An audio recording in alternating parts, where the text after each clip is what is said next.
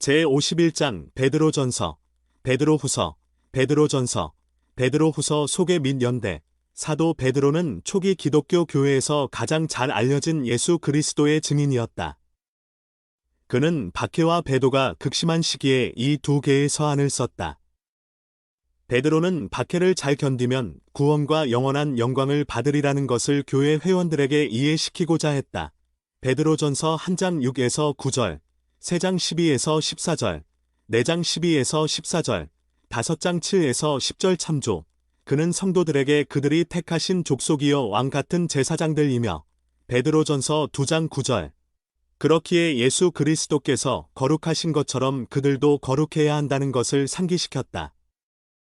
베드로전서 1장 15에서 16절 참조. 첫 번째 서한에서 베드로는 예수 그리스도께서 십자가에 못 박혀 돌아가신 후 영의 세계에서 성역을 베푸셨다고 썼다. 베드로전서 3장 18에서 20절, 4장 6절 참조. 또한 두 번째 서한에서는 예수 그리스도의 제자들에게 구주와 같은 신성한 성품을 얻을 수 있게 하는 자질을 추구하도록 권했다. 그렇게 함으로써 그들은 하나님에 대한 지식이 증가하여 그들이 받은 부르심과 택하심을 굳게 할 수 있다. 베드로후서 1장 2에서 10절 참조. 베드로는 성도들이 속지 않도록 거짓 선지자들과 거짓 선생들에 대해 경고했다. 베드로후서 2장 1절. 베드로전서 소개. 왜 베드로전서를 공부하는가? 베드로전서 전반에 드러나는 한 가지 주제는 예수 그리스도의 제자들은 속죄를 통해 고통과 핍박을 충실하게 견딜 수 있다는 것이다. 베드로전서의 모든 장에는 고난이나 고통이 언급되어 있다. 베드로는 고난을 끈기 있게 견뎌내는 것이 금보다 더 귀하고 그렇게 함으로써 믿는 사람들이 자기 영혼의 구원과 완전을 얻는 데 도움이 될 것이라고 가르쳤다. 베드로전서 1장 7절, 9절. 베드로는 성도들에게 택하신 족속이여 왕 같은 제사장들이여 거룩한 나라여 그의 소유가 된 백성이라는 베드로전서 2장 9절. 그들의 정체성과 운명을 상기시켰다. 시대를 초월하는 이러한 권고들은 현대의 독자들에게 희망, 격려, 힘을 줄 수 있다. 베드로전서는 누가 기록했는가? 이 서한의 저자는 예수 그리스도의 사도 베드로이다. 베드로전서 1장 1절. 베드로는 왕국의 신권 열쇠를 소유한 선임 사도로서 오늘날 예수 그리스도 후기 성도 교회의 회장이 맡은 직책과 비슷한 위치였다. 서한 말미에 베드로는 실로아노가 서기 역할을 했음을 언급했다. 베드로전서 5장 12절 참조. 실로아노는 신라라는 이름으로도 알려져 있으며 이전에도 바울의 서기 역할을 한 적이 있고 또한 그의 선교 동반자이기도 했다. 사도행전 15장 22절, 32에서 34절, 40절, 데살로니가전서 1장 1절 참조. 베드로전서는 언제, 어디에서 기록되었는가? 베드로는 베드로전서를 바벨론에서 썼다. 베드로전서 5장 13절. 이 명칭은 로마를 상징적으로 언급하는 것일 수도 있다. 요한계시록 14장 8절, 17장 5절 참조. 일반적으로 베드로는 로마 황제 네로가 통치하던 시기에 사망한 것으로 여겨진다. 그가 사망한 때는 아마도 네로가 기독교인들을 대대적으로 박해하기 시작했던 주호 64년 이후였을 것이다. 그러므로 이 서한은 주호 62년과 64년 사이에 쓰였을 것으로 추정된다. 베드로전서는 누구를 위해, 왜 기록되었는가? 베드로는 이 서한을 본도, 갈라디아, 갑바도기아, 아시아와 비두니아에 흩어진 교회 회원들에게 보냈다. 그 5곳은 소아시아 지역 내에 있는 로마 제국의 지방들로 오늘날 터키에 해당하는 지역이다. 베드로전서 1장 1절. 베드로는 자신의 독자들을 하나님으로부터 택하심을 받은 사람들로 여겼다. 베드로전서 1장 2절. 베드로는 믿음의 확실함을 시험받는 성도들을 강화하고 격려하며 베드로전서 1장 7절. 그들이 앞으로 일어날 불시험에 준비될 수 있도록 돕고자 베드로전서 4장 12절 이 서한을 기록했다. 베드로는 또한 의로운 행동을 통해 박해를 감소시키는 방법을 가르쳤다. 베드로전서 2장 20에서 23절, 3장 14에서 15절 참조. 당시는 교회 회원들이 받는 박해가 더욱 격심해지고 있던 때였으므로 베드로의 권고는 아주 시의적절했다. 베드로가 이 서한을 썼던 시기인 주 64년까지는 로마 정부도 기독교에 대해 일반적으로 관용적인 자세를 보였다. 그러나 그해 7월에 화재가 일어나 로마의 상당 부분이 파괴되었을 때 로마 황제 네로가 방화 명령을 내렸다는 소문이 나돌았다. 네로는 재난에 대한 비난을 피하고자 방화 혐의를 기독교인들에게 뒤집어 씌웠다. 그 결과 로마 제국 전역에서 기독교인들에 대한 박해가 극심해졌고 일부 기독교인들은 옛 친구와 이웃이었던 사람들에게서도 학대를 받게 되었다. 베드로는 성도들에게 그리스도인으로 고난을 받을 때 베드로전서 4장 16절 자신이 예수 그리스도의 발자취를 따르고 있음을 알면 기쁨을 느낄 수 있다고 가르쳤다. 베드로전서 2장 19에서 23절, 3장 15에서 18절, 4장 12에서 19절 참조. 베드로전서에는 어떤 뚜렷한 특징이 있는가? 베드로는 성도들이 격심해지는 박해 속에서도 서로를 강화할 수 있음을 알았다. 베드로는 성도들이 고통을 완화할 수 있도록 그들에게 사랑과 친절로 서로를 대하라고 권고했다. 베드로전서 1장 22절, 3장 8절 참조. 그에 더하여 베드로전서 5장에서 베드로는 특히 교회 회중과 지도자들이 어떻게 서로를 강화할 수 있는지를 설명했다. 베드로의 말씀에는 영의 세계 및 그곳에서 일어나는 일과 관련하여 성경상 가장 명확하다고 할 수 있는 설명이 포함되어 있다.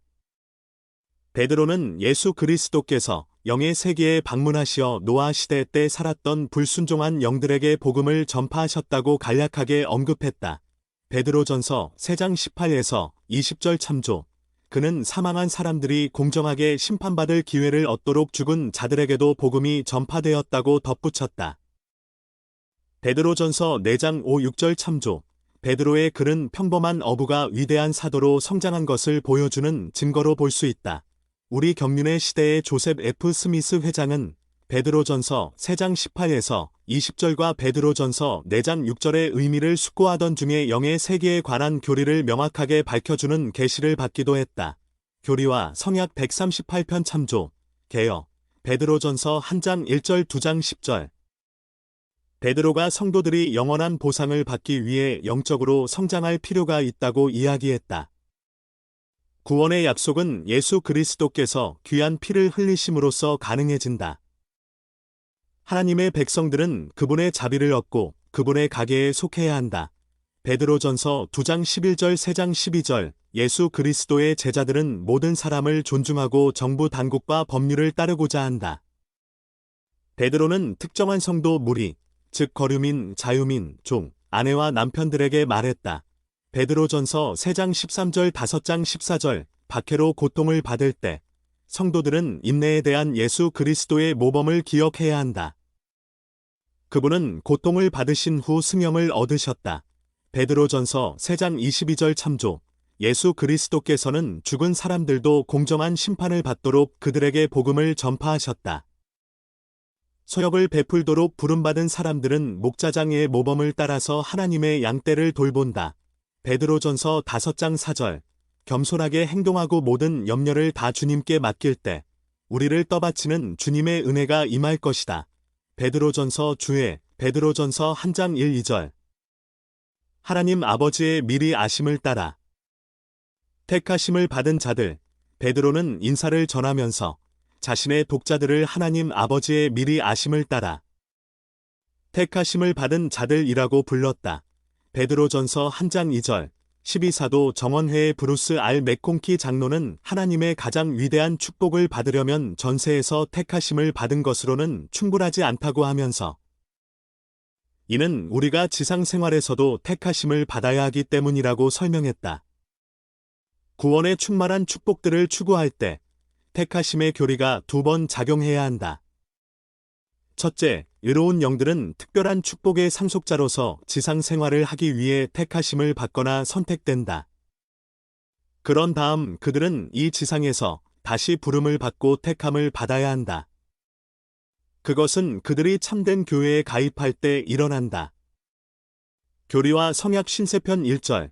마지막으로 영원한 구원을 얻기 위해 그들은 진리에 순종적으로 헌신하며 앞으로 나아가 그들의 부르심과 택하심을 굳게 해야 한다. 베드로 후서 1장 2는 영생에 이르도록 임봉된다는 의미이다. 교리와 성약 131편 5절. 부르심과 택하심을 굳게 한다는 말의 의미를 더 잘 이해하려면 베드로후서 1장 10에서 11절 주예를 참조한다. 베드로전서 1장 3, 4절. 예수 그리스도를 부활하게 하심으로 말미암는 산소망. 베드로는 예수 그리스도의 부활에서 오는 산소망은 예수 그리스도를 충실하게 따르는 사람들이 경험하는 최고의 축복 중 하나라고 적었다. 베드로전서 1장 3절. 부활에 대한 지식이 어떻게 우리에게 산소망을 주는지에 관해 더 알아보려면 고린도전서 15장 12에서 19절 주예를 참조한다. 베드로전서 1장 6에서 8절, 4장 12절. 너희 믿음의 확실함 신앙의 실현. 베드로는 교회 회원들이 믿음 때문에 조롱을 받는 것을 알았다. 그러나 이에 대해 그는 신앙의 실현이 금보다 더 귀하다고 적었다. 베드로전서 1장 7절. 금이 만들어지는 과정처럼 우리도 불타는 듯한 힘든 시련을 충실하게 견디면서 예수 그리스도에 대한 우리의 신앙을 정제하게 된다. 예수님은 모든 것에서 우리의 모범이 되신다. 그분은 처음에는 가시관을 쓰셨으나 나중에는 영광의 면류관을 쓰셨다. 고통과 관련된 영원한 원리가 하나 있다. 슬픔과 오랜 고통을 일으키는 고난과 시련 후에는 기쁨과 축복 그리고 승영이 온다. 베드로전서 4장 12에서 16절, 엘마서 7장 5절, 스무려서장 27절, 교리와 성약 18편 4절, 122편 7절 참조. 12사도 정원회의 닐 엘 앤더슨 장로는 이렇게 가르쳤다. 사도 베드로는 자신이 신앙의 시련으로 지칭한 것을 밝혔으며 베드로전서 1장 7절 그것을 경험했습니다. 예수님의 다음 말씀을 떠올려 보십시오. 시몬아. 사탄이 너희를 밀가부르듯 하려고 요구하였으나 그러나 내가 너를 위하여 내 믿음이 떨어지지 않기를 기도하였노니. 누가복음 22장 31에서 32절. 베드로는 나중에 사람들에게 너희를 연달하려고 오는 불시험을 이상한 일 당하는 것 같이 이상히 여기지 말라 라고 격려했습니다. 베드로전서 4장 12절. 이런 극심한 시련은 여러분을 더 강하게 하려고 계획되었지만 이 시험은 하나님의 아들에 대한 여러분의 신뢰를 떨어뜨리거나 상실하게 하고 그분과 맺은 약속을 지키려는 여러분의 결의를 약하게 할 수도 있습니다. 신앙의 시련을 겪을 때 어떻게 확고부동하게 남을 수 있을까요? 엘마서 1장 25절. 신앙의 중심을 세우게 해준 바로 그 일에 몰두하면 됩니다. 즉, 그리스도를 믿는 신앙을 행사하고 기도하며 경전을 상고하며 회개하고 계명을 지키고 다른 사람에게 봉사하는 것입니다. 신앙의 시련에 직면할 때 무슨 일이 있어도 교회에서 멀어져서는 안 됩니다. 신앙의 시련을 겪는 시기에 하나님의 왕국에서 멀어지는 것은 토네이도가 보이기 시작하는데 그만 안전한 지하 대피소를 떠나는 것과 같습니다. 신앙의 시련 리아오나 2012년 11월호 39에서 40조 베드로전서 1장 8에서 10절. 믿음의 결국 베드로는 성도들에게 이렇게 말했다. 너희가 말할 수 없는 영광스러운 즐거움으로 기뻐하니 믿음의 결국 곧 영혼의 구원을 받음이라. 베드로전서 1장 8, 9절. 이 구절에서 결국은 결과 또는 목표로도 번역될 수 있다. 그러므로 베드로가 한 말의 요점은 역경을 견디는 성도들은 예수 그리스도를 통해 그들의 궁극적인 목표인 구원을 얻을 수 있다는 것이다. 베드로 시대의 일부 기독교인들의 경우 신앙으로 견딘다는 것은 질병과 같은 지상생활의 어려움을 견디는 것을 의미하지 않았다. 그들에게 신앙으로 견딘다는 것은 죽음으로 귀결되었다. 베드로는 간증으로 그 시대에 사는 모든 성도를 강화하고자 하였다.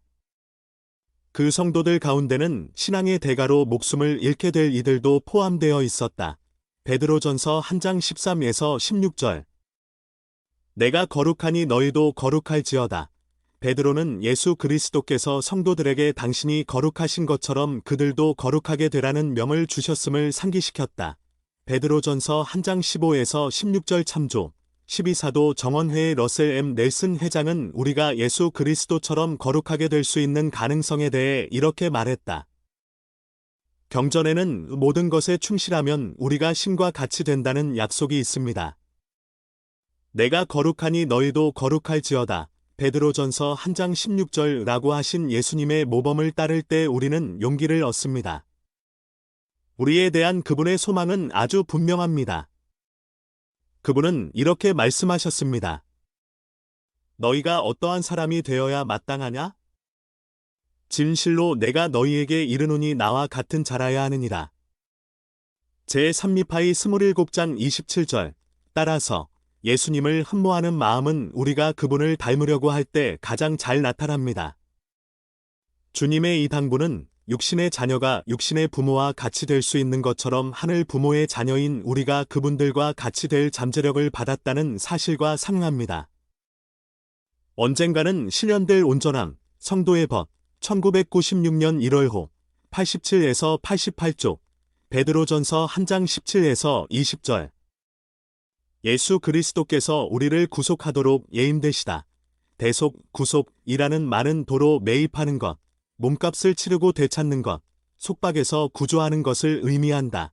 베드로전서 1장 18절. 베드로는 이방인 기독교 독자들에게 그들의 영적 몸값은 금이나 은이 아니라 그리스도의 보배로운 피로 지불되었다고 가르쳤다. 베드로전서 1장 19절. 그는 또한 우리 구속주로서의 그리스도의 역할이 지구가 창조되기 전에 미리 알린 바 예임되었다고 가르쳤다. 베드로전서 1장 20절. 또한 요한계시록 5장 5에서 10절, 모세서 4장 1에서 4절, 아브라함서 3장 22에서 26절 참조. 러셀 M. 넬슨 회장은 이렇게 가르쳤다. 지구의 기초가 놓이기 전에 구원의 계획이 마련되었습니다. 이 계획에는 하나님 왕국에서 신성한 상속을 받을 영광스러운 가능성이 포함되어 있었습니다. 그 계획의 중심이 되는 것이 바로 예수 그리스도의 속죄입니다. 전세의 평의회에서 그분은 우리의 죄를 속죄하고 육적인 사망과 영적인 사망의 족쇄를 깨뜨리도록 아버지에 의해 예임되셨습니다. 예수님은 이렇게 선언하셨습니다. 나는 세상의 기초가 놓이던 때로부터 나의 백성을 구속하도록 예비된 자니라. 나로 말미암아 모든 인류가 생명을 얻되 영원히 얻으리니 곧 나의 이름을 믿을 자들이라. 이더서 3장 14절. 굿도다 그 기초. 미아오나 2002년 7월호 83쪽. 베드로전서 1장 23에서 2절 5. 모든 육체는 풀과 같고 모든 육체는 풀과 같고 라는 문구는 이사야 40장 6에서 8절에 나오는 말로 인간의 약함을 사막의 뜨거운 바람 속에서 시들어가는 식물에 비유한다. 또한 시편 103편 15에서 16절 참조. 시들어가는 풀과는 달리 주님의 말씀은 항상 있기에 베드로전서 1장 23절. 그 말씀을 받아들이고 거듭난 모든 사람에게 생명과 힘을 준다. 베드로전서 2장 1에서 8절.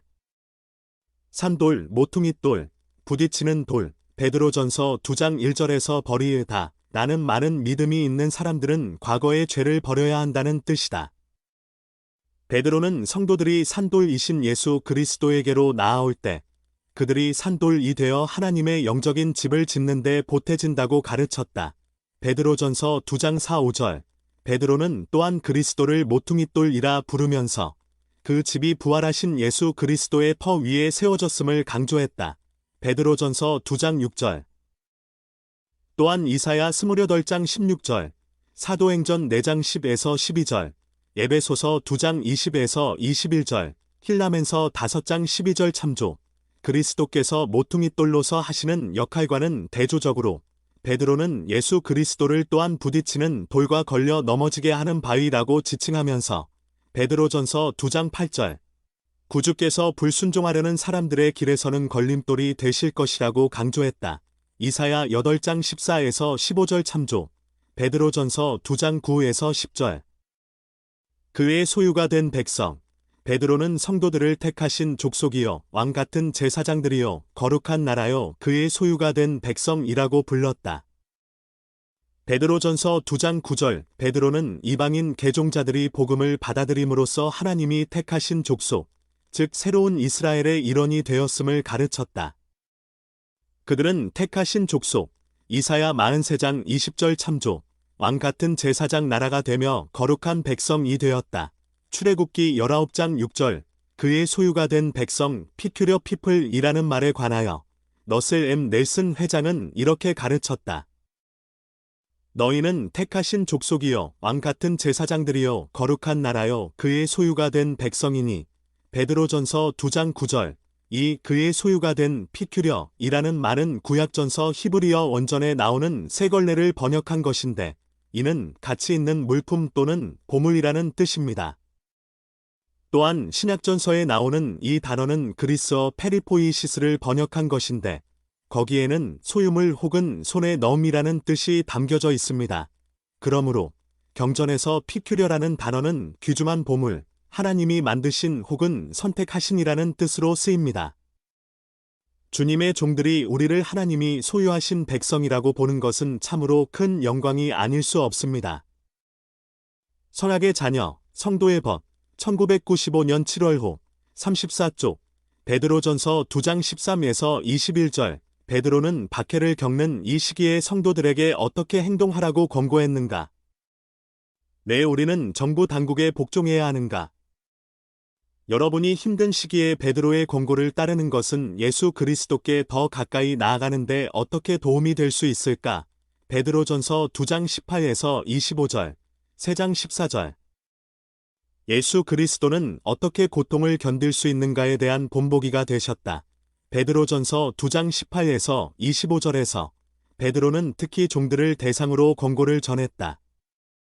종들은 로마 제국에서 거의 언제나 노예나 다름없었으며 주인에게 혹사당하는 일이 흔했다.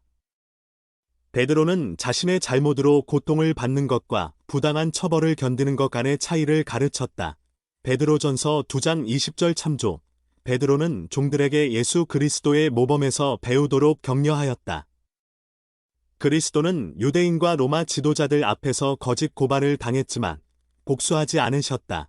베드로전서 2장 23절 참조. 베드로가 사용한 그리스어는 매를 맞고 버피티드로 번역되었는데 베드로전서 2장 20절 이 말은 문자 그대로 주먹으로 얻어맞다라는 의미이며 마태복음과 마가복음에서 주님이 어떻게 대우받으셨는지를 묘사하는 데 사용되었던 말이다. 마태복음 26장 67, 마가복음 14장 65절 참조. 베드로는 예수 그리스도께서 유대인 지도자들의 모욕적인 경멸을 묵묵히 받아들이신 것을 암시한 것이었다. 베드로전서 2장 23 참조. 베드로는 주님께서 채찍으로 맞으신 것을 언급하면서 멍 또는 채찍으로 때려서 생긴 핏자국을 의미하는 단어를 사용했는데 그것은 정확히 말하면 로마인들이 가한 채찍질로 생긴 것이다. 이사야 신세장 5에서 12절 참조. 예수 그리스도께서 배반당하심. 예수 그리스도께서는 우리에게 고통을 참을성 있게 견디는 방법을 보여주셨다. 70인 정원회의 일원으로 봉사하던 알렉산더 B. 모리슨 장로는 이렇게 가르쳤다. 순교를 당한 위대한 사도 베드로는 요한복음 21장 18에서 19절 참조. 우리가 그리스도를 위해 고난을 참으면 하나님의 축복을 받게 되지만 우리 자신이 지은 죄로 고난을 받으면 영광이 거의 더해지지 않는다는 것을 알았다. 베드로전서 2장 19에서 20절 부당하게 받는 고난을 견디어 낼 때 우리의 영혼은 온전해져서 우리가 그분께 더 가까이 나아가게 해줄 그리스도와 같은 성품이 키워진다. 베드로전서 3장 1에서 7절 생명의 은혜를 함께 이어받을 자. 베드로전서 2, 3장에 나오는 베드로의 권고는 골로새서 3, 4장 및 에베소서 5, 6장에 나오는 가정에 관한 바울의 규례와 많은 부분이 유사하다. 골로새서 3장 18절 4장 2절 주의 참조. 베드로전서 3장 1에서 6절을 보면 베드로는 기독교도인 아내들을 격려하면서 믿음이 없는 자신의 남편이 말씀을 순종하지 않더라도 아내의 의로운 행실에서 영향을 받아 그리스도를 따르도록 설득될 수 있게 남편에게 순종하라고 조언했다. 베드로전서 3장 1절 순종, 서브젝션 이라는 단어를 수동적으로 행하는 것이나 순순히 복종한다는 의미로 이해해서는 안 된다. 경전에서 순종 서브젝션과 복종 서브미시브이라는 단어는 관계 내의 이타심, 겸손, 애정을 의미한다. 히브리서 12장 9절, 엘마서 7장 23절 참조. 회복의 가르침은 남편과 아내 모두가 서로에게 겸손하고 순종적이며 이타적으로 대해야 함을 명확히 한다. 에베소서 5장 21에서 25절 주의 참조. 베드로는 하나님께 헌신하는 여성 성도들에게 아브라함의 아내 사라처럼 거룩한 여성의 전통을 따르라고 가르쳤다. 베드로전서 3장 5, 6절. 더 자세히 이해하고 싶다면 디모데전서 2장 9에서 10절 주의 참조. 베드로가 여성을 더 연약한 그릇으로 묘사한 것은 베드로전서 3장 7절 대부분의 경우 여성이 남성보다 신체적 힘이 강하지 않다는 뜻이었다. 베드로는 여성이 남성보다 가치가 더 적다는 의미로 말한 것이 아니었으며 계속해서 그는 여성이 남성과 더불어 생명의 은혜를 함께 이어받을 자라고 말했다. 베드로전서 3장 7절, 또한 에베소서 5장 21에서 25절 주의 참조. 12사도 정원회의 엠러셀 벨라드 장로는 당신의 아들 딸을 승형에 이르게 하는 하나님 아버지의 계획에 관해 이렇게 말했다. 분명히 우리는 하나님 아버지와 그분의 아들 예수 그리스도께서 인류가 영생을 얻는데 가장 잘 준비되려면 하나님의 아들과 딸들에게 어떤 기회가 주어져야 하는지를 가장 잘 아신다는 점에 동의해야만 합니다. 또 다른 모임에서 벨라드 장로는 하나님께는 남성과 여성이 평등하다는 것을 다음과 같이 설명했다. 신권이 부여되는 이 위대한 하나님 아버지의 계획에서 남성은 신권을 베풀 고유한 책임이 있지만 남성이 곧 신권 그 자체는 아닙니다. 남성과 여성이 서로 다르기는 하지만 각자 하는 역할은 동등한 가치를 지닙니다. 여성이 남성 없이 임신할 수 없듯이 남성도 여성 없이는 영원한 가족을 이루기 위한 신권 권능을 온전히 행사할 수 없습니다. 달리 말씀드리자면 영원한 관점에서 출산 능력과 신권 권능은 모두 남편과 아내가 공유하는 것입니다. 이것이 곧 나의 일이여 나의 영광이니라. 니아오나 2013년 5월호 19쪽 베드로전서 3장 8에서 22절. 모두에게 주는 권고. 남편과 아내들에게 말한 후에 베드로는 모든 회원을 대상으로 사람이 더욱 거룩하게 되는 방법에 관한 권고를 전했다. 베드로전서 3장 8에서 22절 참조. 이 권고는 그들이 하는 말과 행동으로 한마음이 되는 것에 초점을 둔다. 베드로전서 3장 15절. 대답할 것을 항상 준비하라. 베드로는 독자들에게 너희 속에 있는 소망에 관한 이유를 묻는 자에게는 대답할 것을 항상 준비하라고 권고했다. 베드로전서 3장 15절. 예수 그리스도의 복음은 믿는 사람들에게 약속된 의의 축복을 받게 된다는 희망을 준다. 베드로는 독자들에게 간증을 나누는 것은 다른 사람들이 희망의 근원을 알도록 돕는 일임을 상기시켰다. 대답할 것을 항상 준비하라 라는 구절에서 베드로전서 3장 15절 대답이라는 단어는 그리스어 에펄로지어를 번역한 것인데 이는 옹호로도 번역될 수 있다. 이 그리스어는 종교적 믿음의 옹호를 묘사하는 데 사용되는 어팔러제틱이라는 단어의 어원이다. 12사도 정원회의 닐 A. 맥스웰 장로는 성도들에게 진리를 옹호할 책임이 있음을 가르쳤다. 베드로는 우리가 항상 우리의 믿음을 다른 사람들과 나눌 준비가 되어 있어야 한다고 가르쳤다. 베드로전서 3장 15절 참조. 이제 우리는 세상에서 보고 듣는 세속적인 궤변에 대응하기 위해 우리의 생각을 분명히 표현하여 옹호할 필요가 있다. 오스틴 파런은 이렇게 경고했다. 논쟁은 확신을 낳지 못하지만 논쟁이 부족하면 믿음이 파괴된다. 증명된 것처럼 보이는 무언가도 받아들여지지 않을 수 있다.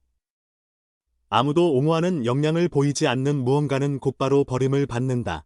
베드로는 이렇게 말했다. 너희 속에 있는 소망에 관한 이유를 묻는 자에게는 대답할 것을 항상 준비하되 온유와 두려움으로 한다. 베드로전서 3장 15. 러셀 M. 넬슨 회장은 우리의 종교적 믿음을 다른 사람들과 나누는 가장 좋은 방법을 이렇게 설명했다. 회원 개개인은 믿는 자들에게 본이 될 수 있습니다. 여러분의 선한 행실이 다른 사람들에게 증거가 될 것입니다. 여러분의 눈에서 주님의 빛이 발할 수 있습니다. 그 빛나는 모습을 보고 사람들은 여러분에게 질문할 것입니다. 온정 어린 마음으로 기쁘게 답하시기 바랍니다. 그리고 질문을 한 사람과 관련된 대답을 주시기 바랍니다.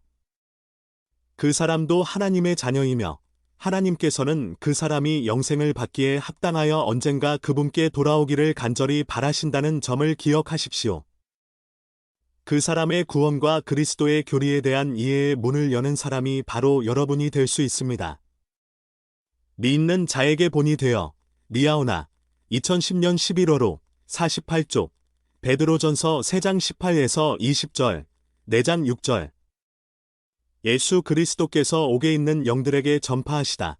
복음서에는 예수 그리스도께서 십자가에 못 박혀 죽으신 후 부활하실 때까지 그 사이에 어떤 경험을 하셨는지가 상세히 나와 있지는 않지만 이에 대해 베드로는 다음과 같은 통찰을 전했다. 예수께서 옥에 있는 영들에게 가서 전파하시더라.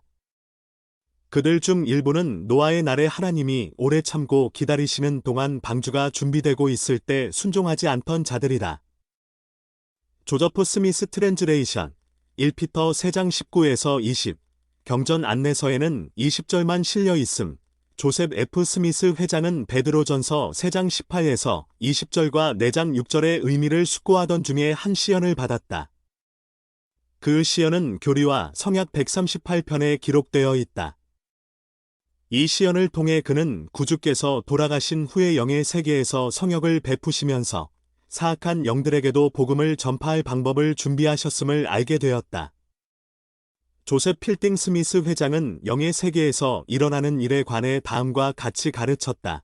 공의로우신 하나님 아버지께서는 모든 사람에게 복음을 들을 수 있는 특권을 주도록 계획하셨습니다. 어떠한 영혼도 간과되거나 잊힐 수 없습니다. 이것이 사실이라면 그리스도에 대하여 전혀 들어보지도 못하고 죄를 회개하고 사함을 받을 기회를 전혀 갖지 못하고 권세를 소유한 교회의 장로를 한 번도 만나지 못하고 죽은 수많은 사람은 어떻게 되겠습니까? 주님께서는 기회를 받지 못하고 죽은 자는 모두 영의 세계에서 기회를 받을 수 있도록 계획하셨습니다. 이 세상에서는 복음을 들을 기회를 얻지 못하였으나 그곳에서 복음을 받아들여 회개하는 자는 모두 하나님의 해의 왕국을 상속받게 됩니다. 구주께서는 영옥에 갇힌 영들에게 가서 그들이 육체로는 사람처럼 심판을 받을 것이며 다시 말해서 복음의 원리에 따라 심판을 받음 그들이 회개하고 그들을 위하여 돌아가신 예수 그리스도의 사명을 받아들임으로써 영으로는 하나님처럼 살게 되리라고 가르치심으로써 이 위대한 사업을 시작하셨습니다. 구원의 교리 브루스 알 맥콩키 편 제2권 118쪽 영원한 도시 키스랏은 영의 세계에서 전파하시는 예수 그리스도, 영의 세계에서 행하신 이 일에 관하여 로렌조 스노우 회장은 다음과 같은 생각을 전했다. 옥에 있는 영들에게 복음이 전파될 때 영옥에서 펼쳐지는 선교 사업은 현세에서 장로들이 하는 선교 사업보다 훨씬 더 큰 성공을 거둘 것입니다. 복음이 전해질 때 흔쾌히 받아들이지 않을 영은 극소수일 것으로 생각합니다. 그곳의 상황은 1000배나 더 호의적일 것입니다. 베드로전서 4장 1, 2절 너희도 같은 마음으로 갑옷을 삼으라. 베드로는 그리스도의 고난에 관해 이야기하면서 독자들에게 그분이 고난을 받으셨던 것과 같은 마음가짐으로 스스로를 무장할 뿐만 아니라 고난을 겪을 준비도 되어 있어야 한다고 가르쳤다. 베드로는 너희도 같은 마음으로 갑옷을 삼으라 라고 말하면서 베드로전서 4장 1절 반대에 직면할 때 구주께서 하신 방식대로 생각하고 행동하도록 성도들을 격려했다. 고린도전서 2장 16절 참조 조셉 스미스역 베드로전서 4장 1, 2절에서 그는 우리가 고난을 겪는 것을 계기로 우리의 죄 많은 삶을 버려야 한다고 강조했다. 육체로 고난을 받은 너희는 죄를 그쳐야만 하나니 너희가 그 후로는 다시 사람의 정욕을 따르지 않고 하나님의 뜻을 따라 육체에 남은 때를 살게 하려 함이라. 베드로전서 4장 6절 그리스도께서 영의 세계에서 전파하시다. 구주께서 옥에 있는 영들에게 전파하신 일은 하나님께서 공평하시고 공정하시다는 것을 보여주는 한 가지 예이다. 죽은 자를 위한 이 구원의 교리는 온 인류가 현세에서 복음을 전혀 듣지 못했을지라도 복음을 받아들이는 것을 가능하게 한다. 죽은 자를 위한 구원의 교리는 후기 성도에게만 있다. 베드로전서 4장 8절 사랑은 허다한 죄를 막는다.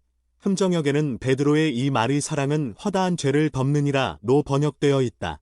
베드로전서 4장 8절 조셉 스미스 역에는 이 구절이 다음과 같이 수정되어 있다.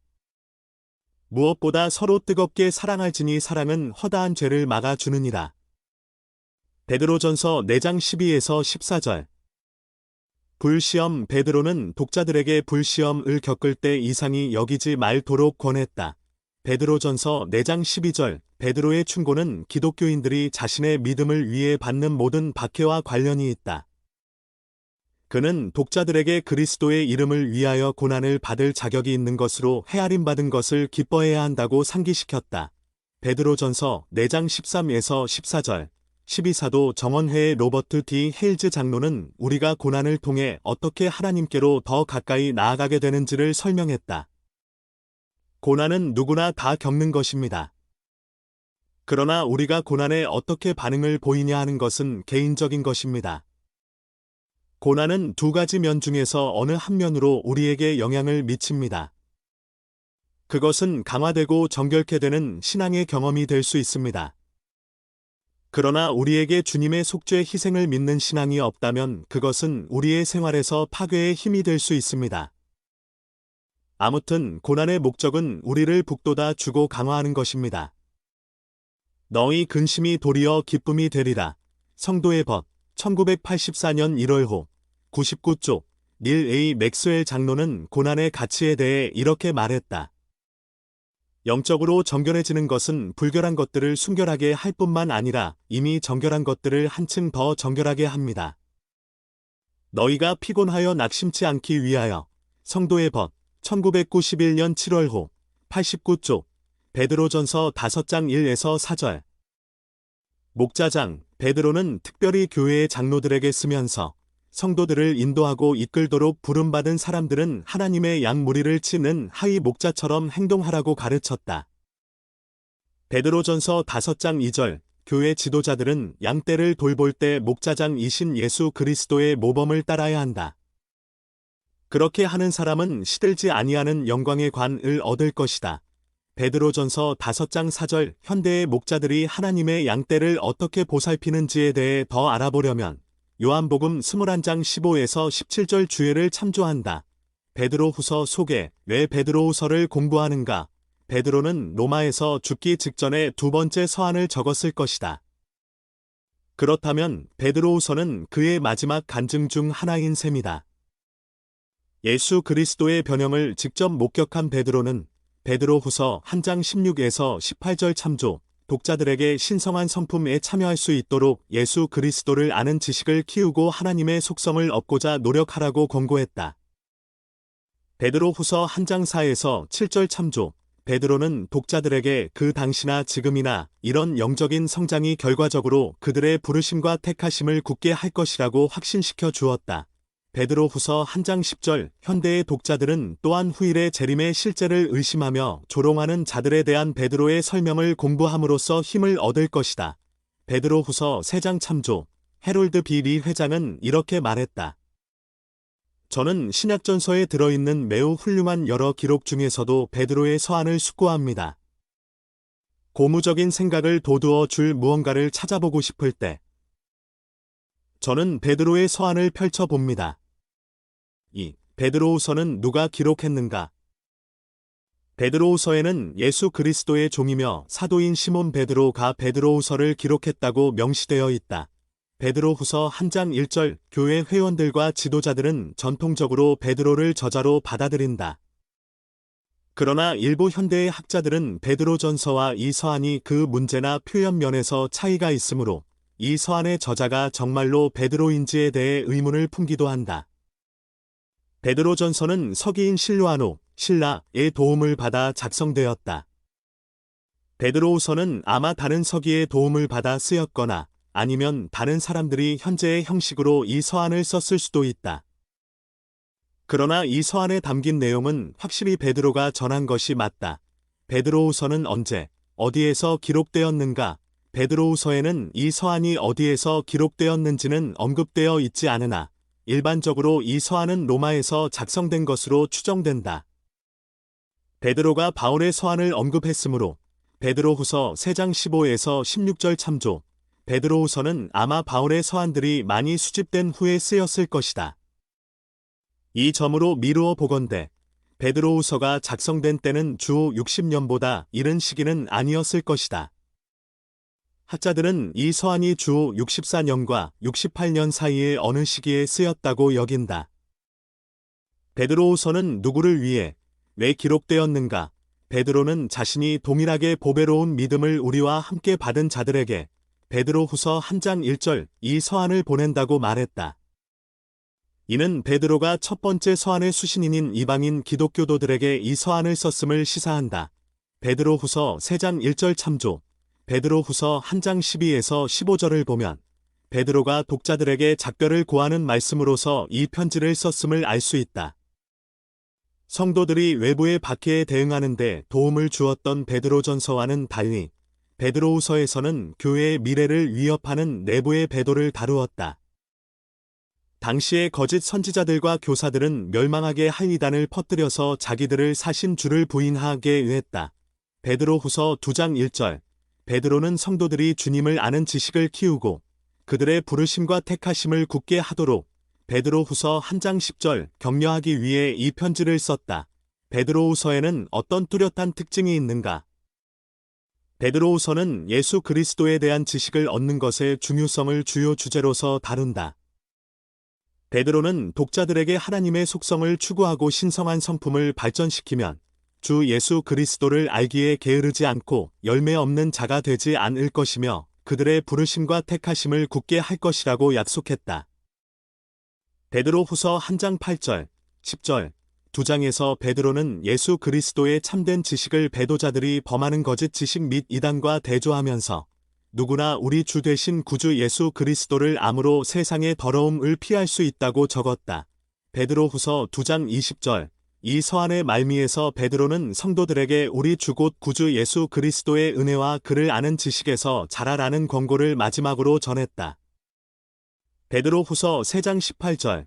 베드로후서와 유다서의 표현이 비슷한 면이 있는데 아마도 한 저자가 다른 저자의 표현과 견해를 차용한 것으로 보인다. 실제로 일부 현대 학자들은 베드로가 유다에게서 차용했다고 믿는다. 선지자 조셉 스미스는 이렇게 말했다. 베드로는 다른 어떤 사도들보다도 가장 숭고한 언어로 글을 썼다. 숭고하다는 말은 고원하고 그 가치가 훌륭하며 영감을 불러일으킨다는 의미이다. 개요. 베드로후서 1장.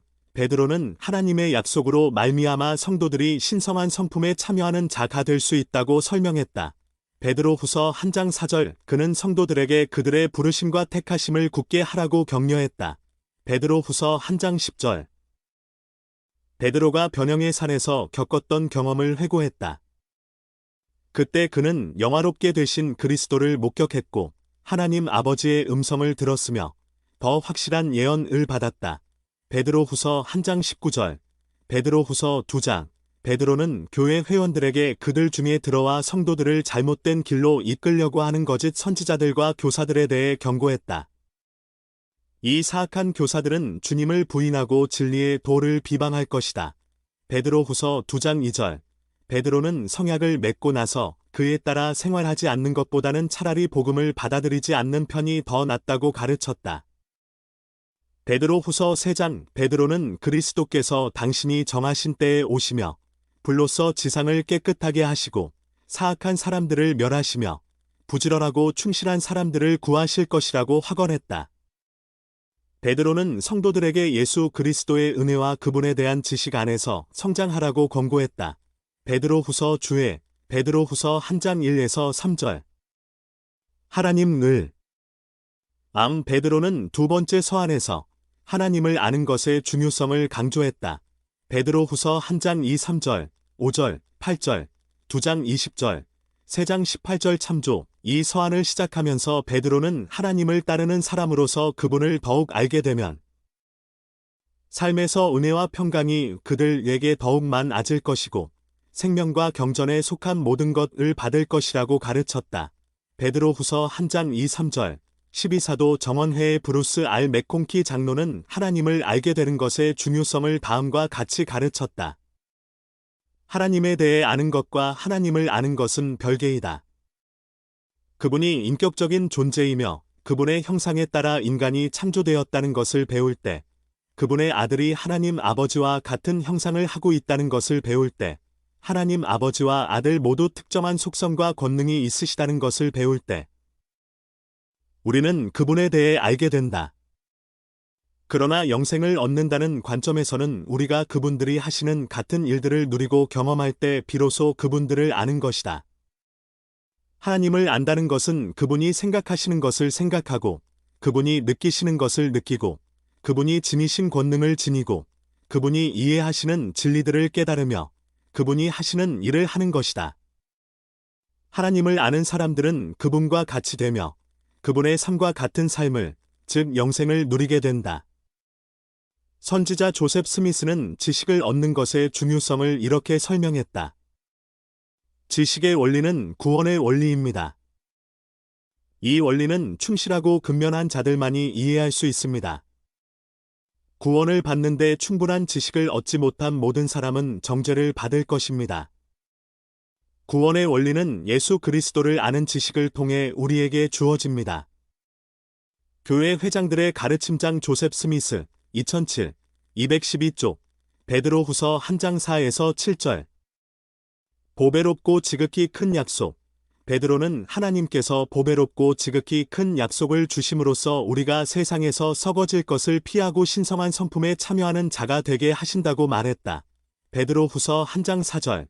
브루스 알 맥콩키 장로는 보배롭고 지극히 큰 약속은 영생의 약속을 의미하며, 이 은사는 하나님의 모든 은사 가운데서 가장 큰 것, 교리와 성약 14편 7이라고 가르쳤다.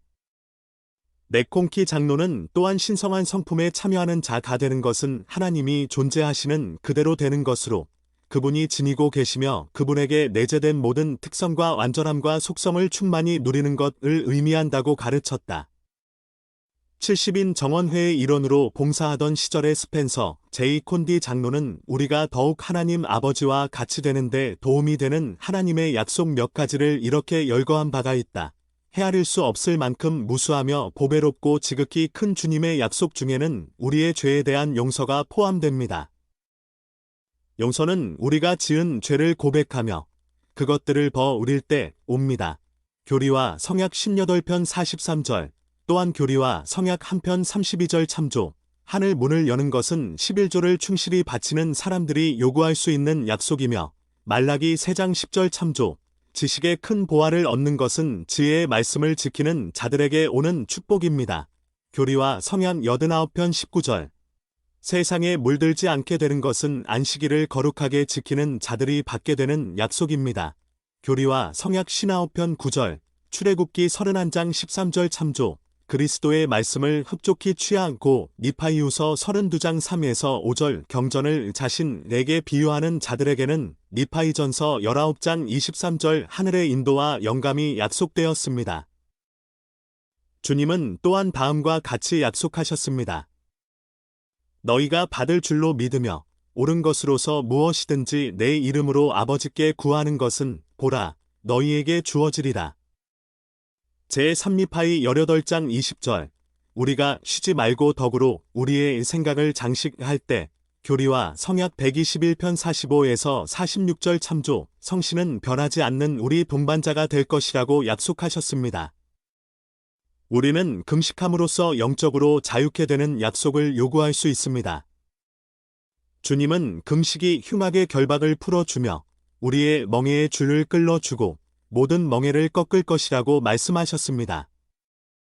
이사야 58장 6절. 거룩한 성전에서 임봉되고 성약을 충실히 지키는 자들은 영원 무궁하도록 자손이 충만하고 계속되는 하나님의 영광을 받을 것입니다. 교리와 성약 132편 19절. 보배롭고 지극히 큰 약속을 요구함. 리아오나 2007년 11월호 16조. 에즈라 테프트 벤슨 회장은 우리가 하나님의 약속을 통해 얻을 수 있는 신성한 성품을 베드로 후서 1장 4절 이렇게 설명했다. 사도 베드로는 사람이 신성한 성품에 참여하는 자가 될 수 있는 과정에 대하여 말했습니다. 베드로 후서 1장 4절. 우리가 진실로 신성한 성품에 참여하는 자가 된다면 구주와 같이 될 것이기 때문에 이것은 매우 중요합니다. 베드로후서 1장 5에서 7절에서 베드로가 설명한 덕성은 신성한 성품 곧 구주께서 지니신 특성의 일부입니다. 이런 것은 우리가 좀 더 그분같이 되려 할 때 본받아야 하는 덕성입니다. 주님의 거룩하신 성품, 성도의 법, 1987년 1월호 59쪽. 그뿐만 아니라 우리는 이런 속성을 얻음으로써 하나님 아버지와 예수 그리스도에 대한 지식을 키운다. 베드로후서 1장 8에서 12절. 이런 것, 베드로는 성도들이 베드로후서 1장 5에서 7절에 열거된 덕, 지식, 인내 및 다른 덕성들을 구한다면 그들이 주 예수 그리스도를 알게 될 것이라고 말했다. 베드로후서 1장 8절 8에서 10절, 12절에서 이런 것이라는 말은 5에서 7절에 열거된 속성들을 의미한다. 베드로는 사람 안에 이런 속성들이 흡족하면 그들은 게으르지 않고 열매 없는 자가 되지 않을 것이며 멀리 있는 것들을 볼 수 있고 그들의 부르심과 택하심을 굳게 할 수 있다고 설명했다. 8에서 10절 하나님에 대한 지식과 그분과 같은 속성을 얻는 과정은 매우 중요하기 때문에 베드로는 내가 항상 너희에게 생각나게 하려 하노라 라고 말했다. 12절. 베드로후서 1장 10에서 11절. 너희 부르심과 택하심을 굳게 하라. 베드로는 성도들에게 너희 부르심과 택하심을 굳게 하라라고 권면했다. 베드로후서 1장 10절. 그는 그렇게 하는 사람들이 실족하지 아니하며 우리 주의 영원한 나라에 들어갈 것이라고 약속했다. 베드로후서 1장 10에서 11절. 브루스 R 맥콩키 장로는 이 주제에 관해 가르치면서 다음과 같이 설명했다. 자신의 부르심과 택하심을 굳게 한다는 것은 영생에 임봉되는 것이다. 그것은 해의 왕국 중에서도 가장 높은 하늘에 이르는 승염을 조건 없이 보장받는 것이다. 즉, 신성의 보장을 받는 것이다. 사실상 그것은 심판의 날을 앞당긴다. 그리하여 충실한 자들은 하나님의 면전에 들어가 그리스도께서 아버지 보좌에 함께 앉는 것과 같이 보좌에 계신 그리스도와 함께 앉는 날이 이르기 전에 하나님 아버지의 왕국의 모든 영광과 명예를 상속받는 것이다. 요한계시록 3장 21절. 선지자 조셉 스미스는 더 나아가 이렇게 설명했다. 사람이 그리스도를 믿는 신앙을 갖고 죄를 회개하며 죄 사함을 받기 위해 침례를 받고 안수례로 첫째 보혜사인 성신을 받고 나서 하나님 앞에서 계속 겸손하고 의에 굶주리고 목마르며 하나님의 모든 말씀대로 생활한다면 이윽고 주님께서는 그에게 아들아, 내가 높이 올려질 것이니라 하고 말씀하실 것이다. 주님께서 그를 철저하게 검증하시고 어떤 위험을 무릅쓰더라도 당신을 섬길 결의가 확고하다는 것을 알게 되실 때 그 사람은 부르심과 택하심을 굳게 하게 될 것이며 그런 후에는 요한복음 14장 12에서 27절에 기록되어 있듯이 주님께서 성도들에게 약속하신 다른 보혜사를 받는 특권을 얻을 것이다. 요한복음 14장 16에서 18절, 21절, 23절 참조. 베드로의 십자가형, 카라바조. 베드로는 두 번째 서한을 쓸 때 자신이 곧 사형에 처해지리라는 것을 알았다. 이 그림은 베드로가 십자가에 거꾸로 매달려 죽임을 당했다는 전통적인 믿음을 묘사한 것이다. 베드로후서 1장 14에서 15절 참조. 또한 요한복음 21장 18에서 19절 참조. 베드로후서 1장 16에서 18절. 그의 크신 위엄을 친히 본 자.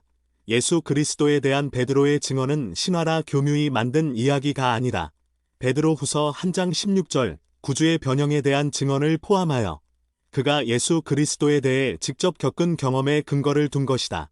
베드로후서 1장 17에서 18절 참조. 예수 그리스도의 변형에 관하여 더 알아보려면 마태복음 17장 1에서 13절 주애를 참조한다.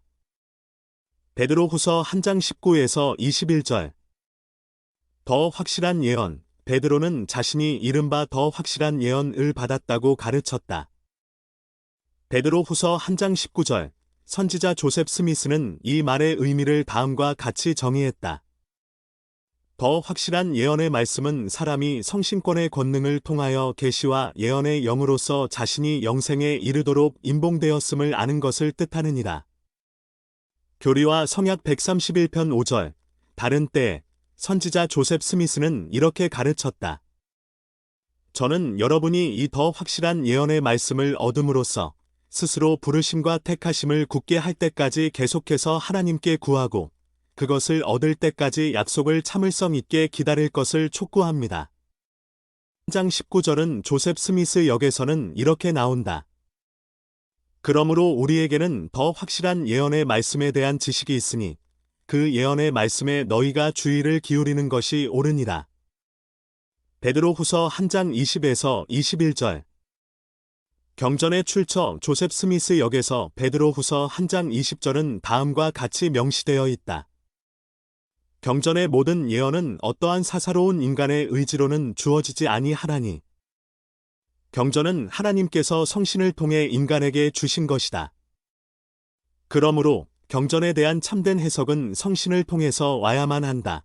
베드로후서 2장 1에서 22절. 거짓 선생들. 베드로는 고대 이스라엘이 거짓 선지자들에게 시달렸다고 설명하고 나서 거짓 교사들이 신생교회 안으로 스며들 것임을 예언했다. 베드로후서 2장 1절 참조. 이 거짓 선지자들과 거짓 교사들은 하나님의 백성들 사이에 멸망하게 할 이단을 퍼뜨려서 그리스도를 따르는 많은 사람이 속임을 당할 것이다. 베드로후서 2장 1절. 베드로는 거짓 교사들을 물 없는 샘과 광풍에 밀려가는 안개로 묘사했다. 베드로후서 2장 17절. 더 나아가 그는 이 거짓 교사들이 고대의 악인들 위에 내렸던 똑같은 멸망을 겪을 것이라고 말했다. 베드로후서 2장 4에서 7절 참조. 우리 시대의 거짓 교사들에 관해 더 알아보려면 조셉 스미스, 마태 1장 5, 6절, 9절, 22절 주에 마태복음 24장 4, 5절, 11절, 24절을 참조한다. 베드로후서 2장 10에서 12절. 떨지 않고 영광 있는 자들을 비방하거니와 베드로는 하나님의 교회에서 지도자들을 비방하는 거짓 선지자들과 거짓 교사들을 비난했다. 스펜서 W. 킴볼 회장은 교회 회원들이 배도의 영의 영향을 받아 교회의 역원들을 비난하는 행위를 하는 것에 대해 이렇게 경고했다. 그들은 영광 있는 자들을 비방하며 그 알지 못하는 것을 비방한다고 베드로는 말했다. 베드로후서 2장 10절, 12절.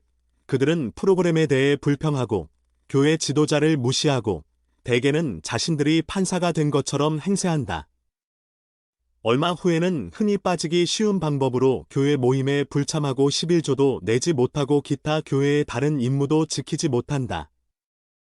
한마디로 말해서 그들은 배도의 정신으로 가득 차 있게 마련인데 이것은 예외 없이 불평의 시가 된다.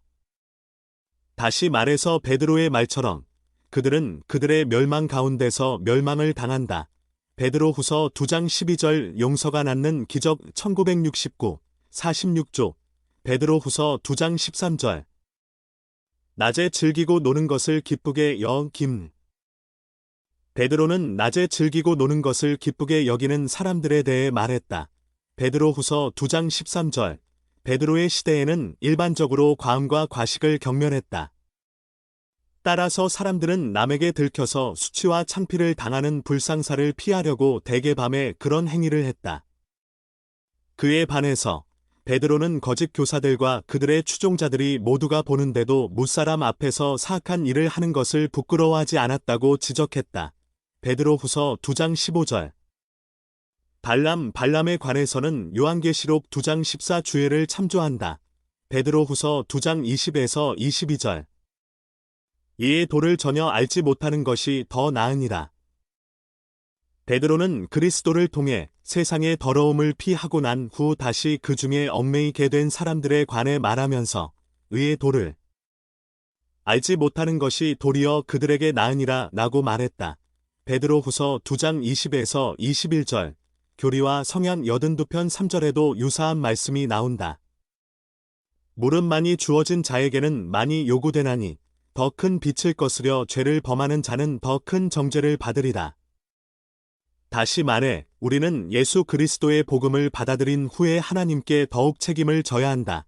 엘마서 24장 30절 참조, 베드로후서 3장 1에서 8절. 주께서 강림하신다는 약속이 어디 있느냐?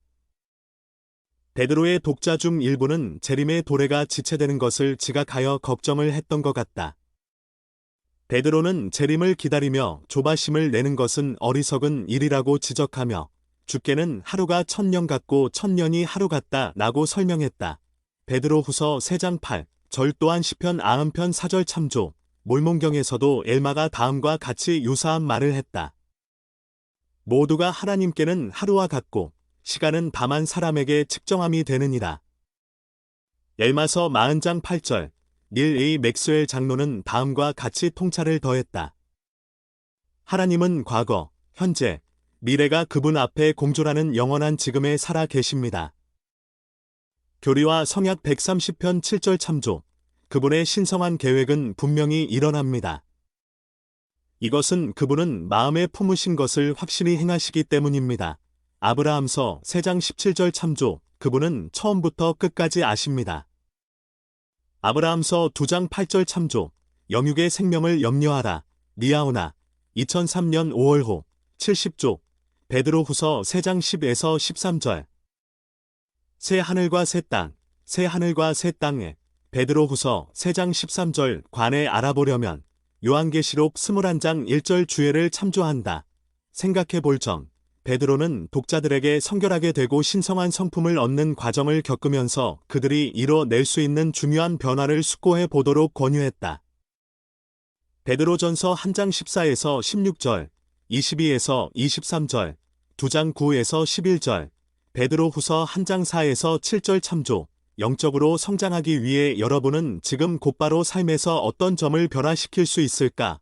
베드로는 유혹과 고난으로 고통받고 있는 한 무리의 사람들에게 서한을 보냈다. 베드로전서 1장 6에서 9절, 4장 12에서 19절, 5장 6에서 10절. 베드로후서 2장 9절 참조.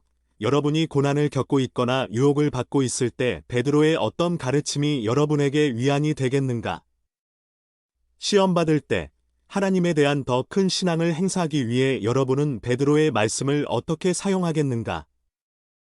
제안 과제 베드로후서 1장 2에서 11절을 읽으면서 신성한 성품의 속성들을 적는다. 그런 다음 여러분이 신성한 성품을 발전시키는 과정을 계속해 나가는데 도움이 될 단계들을 목록으로 만들어 본다. 이 속성 중 한 가지 또는 그 이상이 여러분의 내면에서 더욱 충만히 흡족하게 되도록 여러분이 무엇을 할 수 있을지 적어본다. 베드로후서 1장 8절,